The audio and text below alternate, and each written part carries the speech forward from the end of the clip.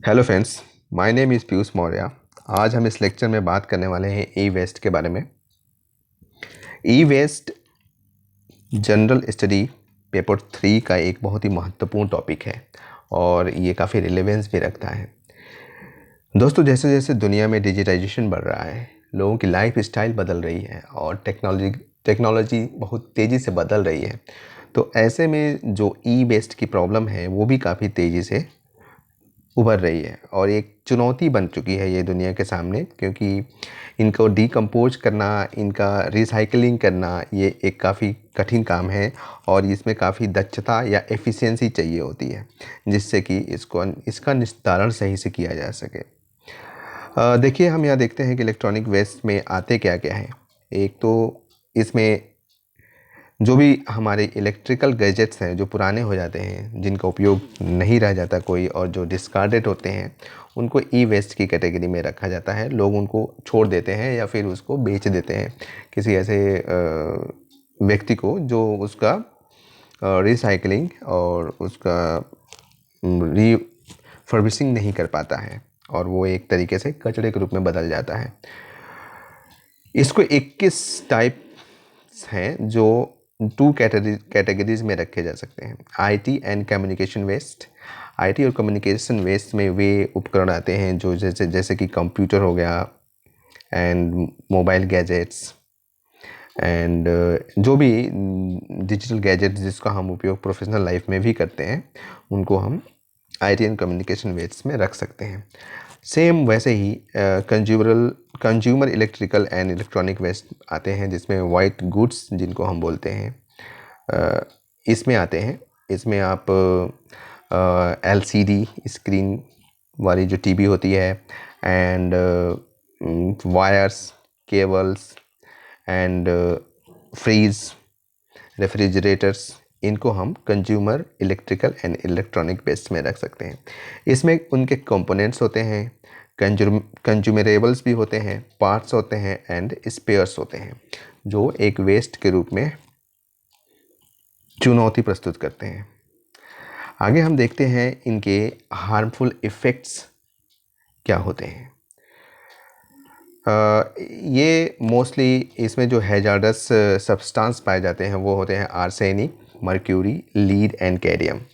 ये सारे जो है कार्सिनोजेनिक होते हैं और कैंसर का कारण भी बन जाते हैं। और emits harmful radiations, degrades soils, release toxins into air and grounds. इनसे जो रेडिएशंस भी निकलते हैं, विकिरण निकलते हैं, जो नुकसान पहुंचाते हैं हमारे इन्वायरमेंट के साथ साथ जो हमारे हेल्थ है उसको भी नुकसान पहुंचाते हैं। और जो बायोडाइवर्सिटी है उस पर भी इसका काफ़ी नेगेटिव इफ़ेक्ट पड़ता है।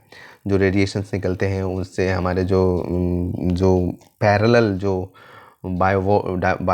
बायोडाइवर्सिटी है उसमें जो जीव जंतु हैं उनके रिप्रोडक्शन पर भी इफ़ेक्ट पड़ता है, उनके लाइफ साइकिल पर भी इफ़ेक्ट पड़ता है। तो ये रेडिएशंस कई तरीके से नुकसान करते हैं। ये जो सॉइल की क्वालिटी है उसको भी रिड्यूस कर देते हैं और उसमें जो फर्टिलिटी होती है उसको भी उस पर भी इफ़ेक्ट डालते हैं।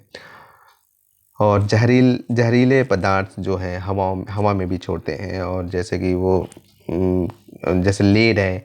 लेड एक बहुत बड़ा रीजन है। दिल्ली में भी पॉल्यूशन में लेड जो हवा में जो माइक्रो लेवल पे अवेलेबल्स हैं वो काफ़ी नुकसानदायक हैं हमारे स्वास्थ्य के लिए भी और हमारे पर्यावरण के लिए भी। Around 40% of lead and 70% of other heavy metals found in landfills are traceable to e-waste। जो लैंडफिल्स क्या होते हैं कि हम ज़मीन के नीचे जो वेस्ट को दबा देते हैं, उसमें जो है 40% lead and 70% other heavy metals जो होते हैं वो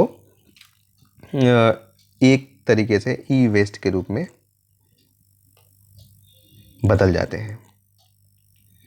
prolonged exposures to these pollutants degrades health. और काफ़ी लंबे समय तक इन जो प्रदूषक हैं, पॉल्यूटेंट्स हैं, उनके संपर्क में रहने से हमारा स्वास्थ्य भी डिग्रेड होता है।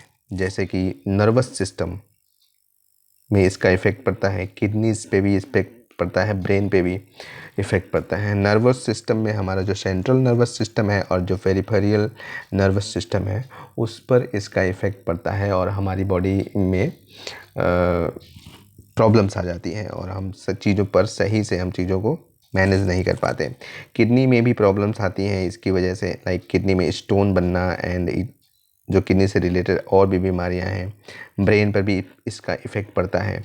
तो ये लंबे समय तक ई वेस्ट के जो पॉल्यूटेंट्स हैं उनके संपर्क में रहने पर ये चुनौतियाँ मानव स्वास्थ्य के लिए उत्पन्न होती हैं।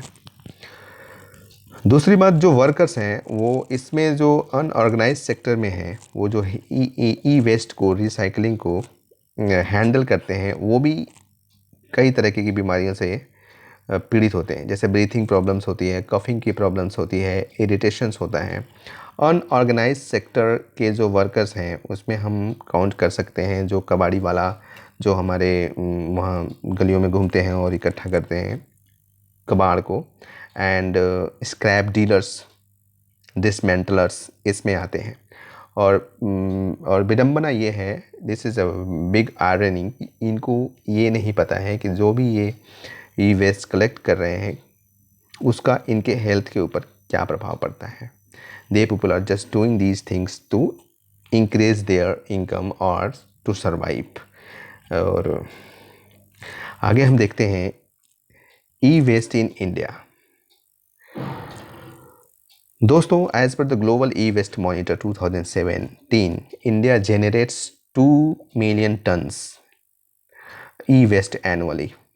सालाना 2 million tons e waste India में पैदा होता है और इंडिया जो है इस दृष्टि से 5th प्लेस पे आती है ई वेस्ट प्रोड्यूसिंग कंट्रीज़ में। फर्स्ट प्लेस पे चाइना एंड यूएस हैं और इंडिया 5th प्लेस पे आती है। Over the 90% of the e waste is handled by the informal sector. जैसा कि अभी हमने बात किया, इनफॉर्मल सेक्टर या ऑर्गेनाइज सेक्टर में 90% ई वेस्ट को हैंडल किया जाता है। दोस्तों, ये इनफॉर्मल सेक्टर में जो इसको हैंडल किया जाता है वो इसको रिसाइकिल नहीं करते हैं, बल्कि वे इसे डिसमेंटल करते हैं और उसमें से जो इनके लिए मेटल्स होते हैं, जो वायर्स होते हैं, उनको निकालने की कोशिश करते हैं, उनको जला करके उसको, और उससे जो है काफ़ी पर्यावरण को क्षति पहुंचती है, नुकसान पहुंचता है और साथ साथ जो उसमें काम करने वाले वर्कर्स हैं उन पर भी इफ़ेक्ट पड़ता है। उनको रिसाइकलिंग के बारे में पता ही नहीं होता है, वो बस उसको तोड़ते फोड़ते हैं, उसमें जलाते हैं, गलाते हैं और उसमें से जो मेटल्स होते हैं, पार्ट्स, उसको निकालने की कोशिश करते हैं। तो इसलिए इनफॉर्मल सेक्टर जो कि 90% ई वेस्ट को हैंडल करता है वो इस पर बहुत ही ज़्यादा रिस्क पर है। Millions in India are involve in manual recycling operations. जैसा कि अभी हमने बात किया, उनको रिसाइकलिंग की बेसिक्स के बारे में ज़्यादा पता नहीं होता है और वो उसको बस डिसमेंटल करते हैं और उससे उनको काफ़ी नुकसान होता है। आगे हम देखते हैं ई वेस्ट मैनेजमेंट रूल्स 2016। 2016 में 2011 के जो ई वेस्ट रेगुलेशंस के लिए जो रूल्स बनाए गए थे उनको चेंज किया गया और उसकी जगह पे एक नया मैनेजमेंट रूल्स लेकर के आए गए, जिसमें परिस्थितियों के हिसाब से काफ़ी परिवर्तन भी किए गए हैं। तो notified by the ministry of environment, forest and climate change. कभी प्री एग्जामिनेशंस में चीज़ें पूछी जा सकती हैं कि उनको नोटिफाई करने वाली मिनिस्ट्री, ये एक स्टेटमेंट के रूप में भी आ सकता है, ministry of environment, forest and climate change. जैसे कि स्टेटमेंट के रूप में इसमें पूछा जा सकता है कभी कि कहीं ये नेशनल ग्रीन ट्रिब्यूनल ने तो ऑप्शन के रूप में दिया जा सकता है। तो ये चीज़ें भी हमको माइंड रखनी चाहिए जब हम पढ़ाई करते हैं तो। And new rules included compact fluorescent lamp and other mercury containing equipments. Mercury जो पारा है वो भी एक तरीके से काफ़ी क्रॉनिक इफ़ेक्ट पैदा करता है हमारे हेल्थ पे और यह एक लॉन्ग टाइम तक सर्वाइव करने वाला या रहने वाला पॉल्यूटेंट है, जिससे हमारे जो हेल्थ है, जो हमारा श्वसन सिस्टम है, रेस्पिरेटरी सिस्टम, उस पर भी काफ़ी निगेटिव इफेक्ट पड़ता है। सो इसमें जो भी मर्क्यूरी कंटेनिंग इक्विपमेंट हैं, इस रेगुलेशन के तहत उनको रूल्स में इंक्लूड कर दिया गया है और वो अब इसके तहत रेगुलेट किए जाएंगे। Broad producers under extended producers responsibility. अभी हम एक्सटेंडेड प्रोड्यूसर्स रिस्पॉन्सिबिलिटी के बारे में आगे बात करेंगे। और यहाँ पे एक है deposit refund scheme. Deposit refund scheme is a innovative way to deal with the e waste. Like इसमें ये प्रावधान किए जाने की व्यवस्था है कि अगर आप कोई भी आप ई वेस्ट ख़रीदते हैं तो इस पे आप कुछ डिपॉजिट्स करेंगे वहाँ पे। जैसे कि हम ने कोई फ़ोन ख़रीदा तो वो कंपनी हमसे ये कह सकती है आप इसमें लाइक 500 या 1000 रुपीज़ आप डिपॉजिट करो, और जब ये फ़ोन आपका यूज़लेस हो जाएगा, जब आप इसका यूज़ नहीं करेंगे, तब आप उस फ़ोन को वापस हमको दे करके ये डिपॉजिट प्राप्त कर सकें जब आपका फ़ोन प्राप्त हो जाता है। डिपॉजिट या डीआरएस जो स्कीम है ये काफ़ी लोकप्रिय हो रही है वर्तमान में। पश्चिमी देशों में देखा जाए तो 10 ऐसे देश हैं जो डीआरएस का पालन करते हैं। इसमें जर्मनी और डेनमार्क 2 कंट्रीज ऐसे हैं जो इस पे काफ़ी अच्छा काम कर रहे हैं। जैसे कि वो पानी के बोतल या प्लास्टिक वेस्ट को कंट्रोल करने के लिए उन्होंने इस तरीके की चीज़ें लागू करी हैं उस पर, और जो भी उस बोतल को रिटर्न करता है शॉपकीपर को, तो वो उसको डिपॉजिट वापस करते हैं। और इसकी वजह से ये माना जाता है कि 90% तक जो बोतल ख़रीदे गए जर्मनी में, वो ख़रीदे जाते हैं, वो वापस रिसाइकलिंग के लिए पहुंच जाते हैं। तो this is a good initiative and और ऐसा होना भी चाहिए, ताकि हम जो इलेक्ट्रॉनिक वेस्ट है जिसको हम एज ए वेस्ट मान करके कचरे में फेंक देते हैं या उसका यूज़ बंद कर देते हैं, उसको हम वापस पहुंचा सकें शॉपकीपर्स के पास, और शॉपकीपर्स उसको चैनलाइज कर सके फॉर्मल जो सेक्टर्स हैं, not informal but formal sector, जो उसको रिसाइकिल कर सकें अच्छे से, वहाँ पे चैनलाइज करके पहुँचाया जा सके। तो this is a good initiative. And other is state government to ensure safety, health and skill development of worker. और ये इस बिल में, इस रेगुलेशन एक्ट में जो स्टेट गवर्नमेंट है उसको ये रिस्पॉन्सिबिलिटी दिया गया है कि जो वर्कर्स हैं, डेवलपमेंट वर्कर्स हैं, वो सेफ्टी को इंश्योर करें, हेल्थ को इंश्योर करें और स्किल डेवलप करें कि जिससे कि वो रिसाइकिल किया जाए। इनफॉर्मल सेक्टर में भी लोगों को स्किल डेवलपमेंट की ज़रूरत है काफ़ी, क्योंकि वो अगर 90% जो वेस्ट को वो रेगुलेट करते हैं या वेस्ट को वही इकट्ठा करते हैं, तो उनको ज़्यादा स्किल की ज़रूरत है। Penalty for violation of rules. In rules को न मानने पे पेनल्टी भी लगाई जाएगी। और दोस्तों इसमें एक और अच्छी चीज़ लाई गई है गवर्नमेंट के द्वारा कि urban local bodies to collect and channelise orphan products to authorise dismantler और रिसाइकल। जो अर्बन लोकल बॉडीज़ हैं, शहरी जो स्थानीय निकाय हैं, वे जिन प्रोडक्ट्स को ऐसे फेंक दिया जाता है या छोड़ दिया जाता है बाहर, इलेक्ट्रॉनिक या डिजिटल गैजेट्स को, या जो प्रोडक्ट्स होते हैं जैसे लाइक कंप्यूटर हो गया या फिर कोई भी इस प्रकार का इलेक्ट्रॉनिक गैजेट, तो उसको urban bodies, local bodies collect करेंगी और उनको पहुंचाएंगी जिनको ऑथराइज़ किया गया है डिसमेंटलर एंड रिसाइकलर के पास, ताकि वो उसका सही से और सही जगह पे रिसाइकलिंग की जा सके। इसमें एडिशनल स्टेक होल्डर्स को भी इंक्लूड किया गया है, जैसे मैन्युफैक्चरर जो उसको बनाया है, जो उसके डीलर्स होते हैं, and refurbishing and producer responsibility organisations को भी स्टेक होल्डर्स बनाया गया है, और इनको भी इसके रिसाइकलिंग में और डिसमेंटलिंग में शामिल किया जाएगा। अब हम यहाँ पे देखते हैं extended producer responsibility. What is extended producer responsibility? We will see here. Introduced under Waste Rules 2011 for first time. ये पहली बार 2011 में इंट्रोड्यूस किया गया था, ले आया गया था। और stringent targets for producers to collect and recycle the waste in rules। और 2016 में जो है इसको और कठोरता से लागू किया गया। दोस्तों, एक्सटेंडेड प्रोड्यूसर्स रिस्पॉन्सिबिलिटी का मतलब है कि जो भी कोई भी डिजिटल गैजेट प्रोड्यूस कर रहा है उसकी रिस्पॉन्सिबिलिटी सिर्फ उसको बेचने या उसको कंज्यूमर तक पहुंचाने की ही नहीं होगी। उसको जब कंज्यूमर वापस उसको कंज्यूम करने के बाद उसमें जो उसका जो डिस्पोजल होगा या फिर रिसाइकलिंग होगी उसमें भी इसके रोल को डिफ़ाइन किया गया। दैट मीन्स कि जो ये सिर्फ बेचने या कंज्यूमर तक पहुंचाने तक ही इनकी भूमिका नहीं सीमित होगी, बल्कि वो जब उसको डिस्पोज करने या रिसाइकिल करने की बात आएगी तो भी प्रोड्यूसर्स की रिस्पॉन्सिबिलिटी होगी। Here producers are responsibility to collect a certain percentage of e waste. कुछ निश्चित मात्रा प्रतिशत तक की मात्रा में ई वेस्ट को कलेक्ट करेंगे और उनको generate from their goods once they have reached their end life, और उसको रिसाइकलिंग फॉर्मल रिसाइकलिंग में चैनलाइज करेंगे। Liabilities under EPR. एपीआर के अंदर जो जो जिम्मेदारियां दी गई हैं प्रोड्यूसर्स को वो ये हैं। Economic responsibility, producers will cover all parts of expenses. जो प्रोड्यूसर होगा रिसाइकलिंग में या फिर उसके डिसमेंटलिंग में जो भी खर्चा आएगा डिस्पोजल में, उसको प्रोड्यूसर वहन करेगा।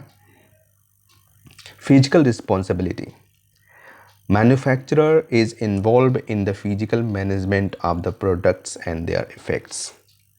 Manufacturer is involve in the physical management and of the products and their effect. जो उसका जो भौतिक उसकी जो प्रबंधन होगा या उसको जिस तरीके से मैनेज करना है उसमें मैन्युफैक्चरर को शामिल किया जाएगा और वो उस प्रोडक्ट के और उसके प्रभाव को सीमित करने के लिए, नियंत्रित करने के लिए अपनी भूमिका देगा। Informative responsibility, producers to provide information on the environmental properties of the product they are manufacturing. और इस ये भी एक अच्छी चीज़ है कि जो भी उसके इन्वायरमेंटल प्रॉपर्टीज़ होंगी, पर्यावरण पे जो उसका प्रभाव पड़ेगा वो बताएंगे, उसको बताया जाएगा प्रोड्यूसर्स के द्वारा कि इसके इन्वायरमेंट पर ये प्रभाव पड़ेंगे और इनको फिर उसी दृष्टिकोण से मैनेज करने, रिसाइकिल करने, डिस्पोज करने के लिए की दिशा में कदम बढ़ाया जाएगा। इसकी कुछ चुनौतियां भी हैं एपीआर की कंप्लायंस, जो challenges in EPR compliances in India. सबसे बड़ी जो चुनौती है वो है lack of proper recycling infrastructure.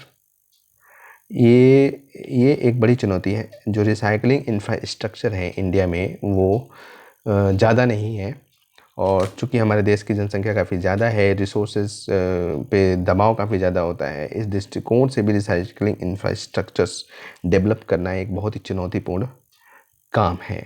और ये जो है एक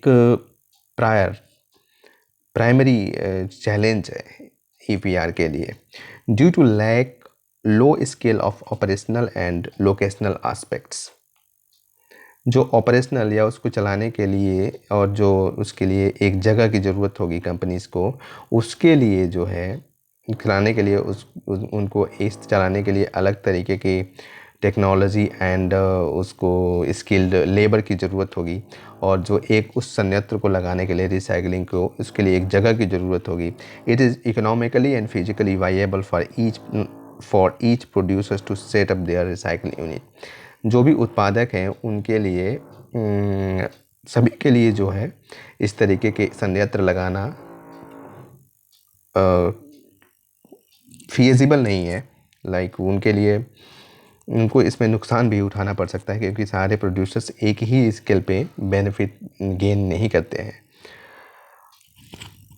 it lacks the mechanism to verify the claim of the company that they met their collection targets.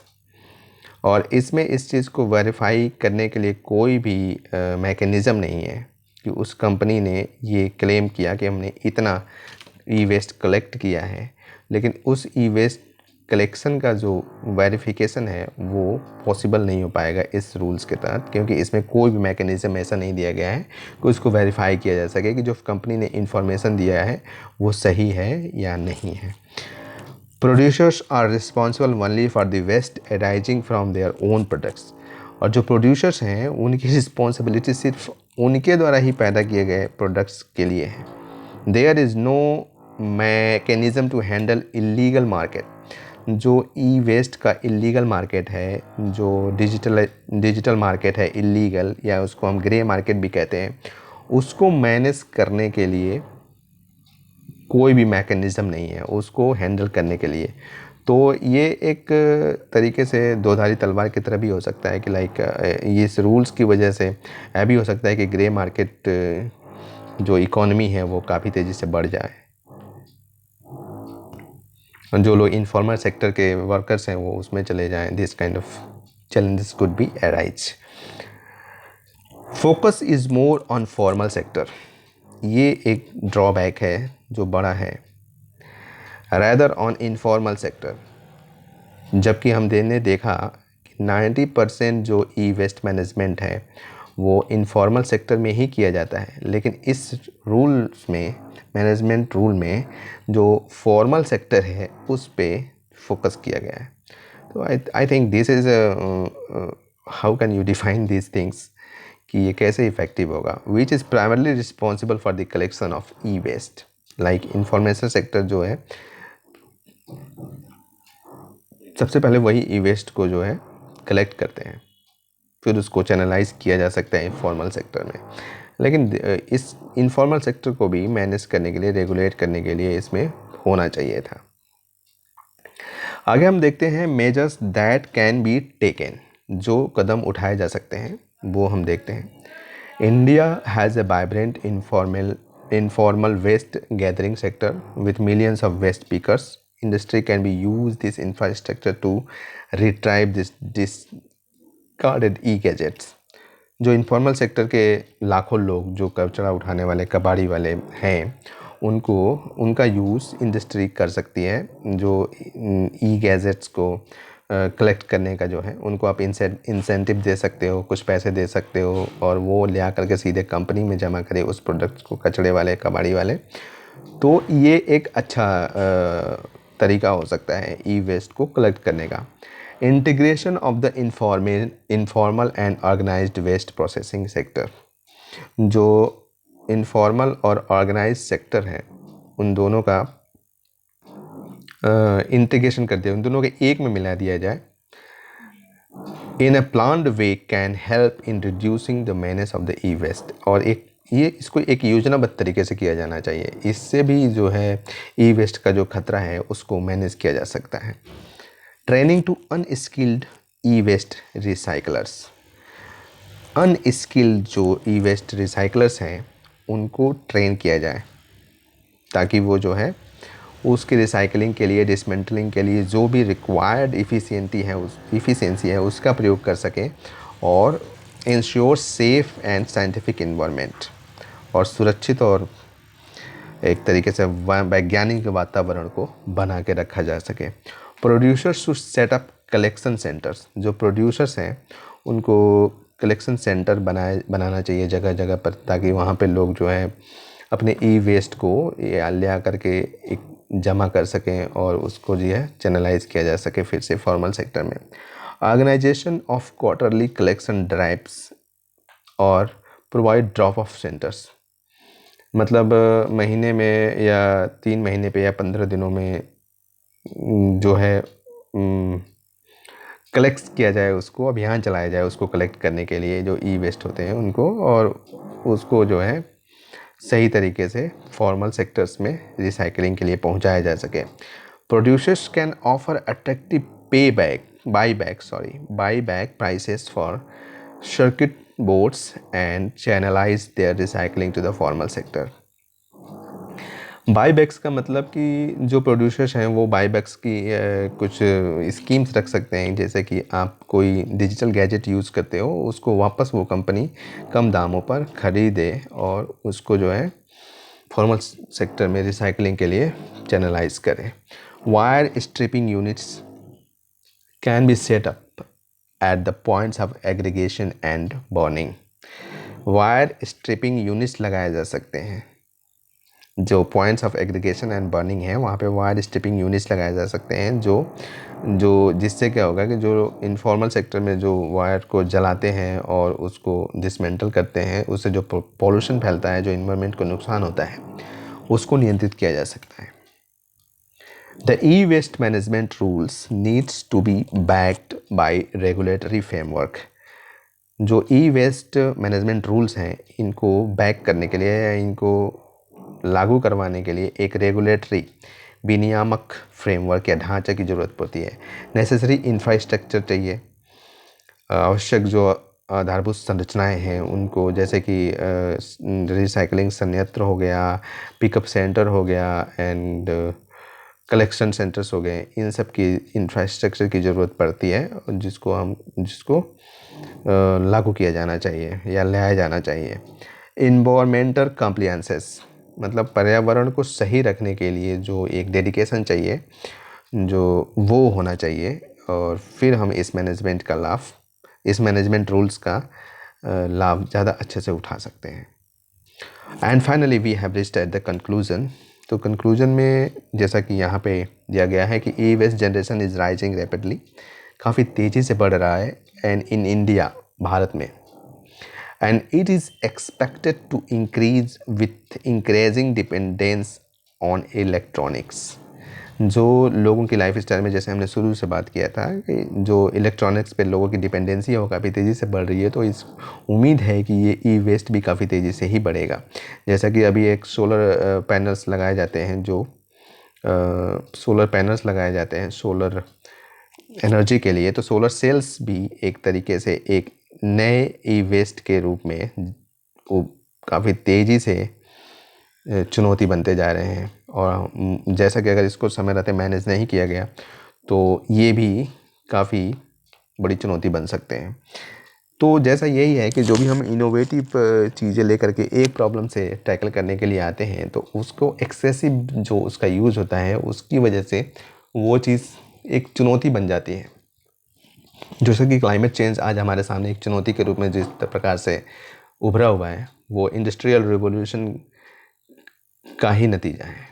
Industrial revolution की वजह से जिस तरीके से मानव सभ्यता ने अव्यवस्थित तरीके से विकास को जोड़ दिया और इंडस्ट्रीज़ लगाई और तरह तरह से जो है पर्यावरण या प्राकृतिक संसाधनों का दोहन किया गया, जिसमें जो है सस्टेनेबिलिटी जैसी कोई चीज़ नहीं थी. तो उसकी वजह से क्या है, आज क्लाइमेट चेंज की चुनौती एक बहुत बड़ी चुनौती के रूप में हमारे सामने खड़ी हो चुकी है.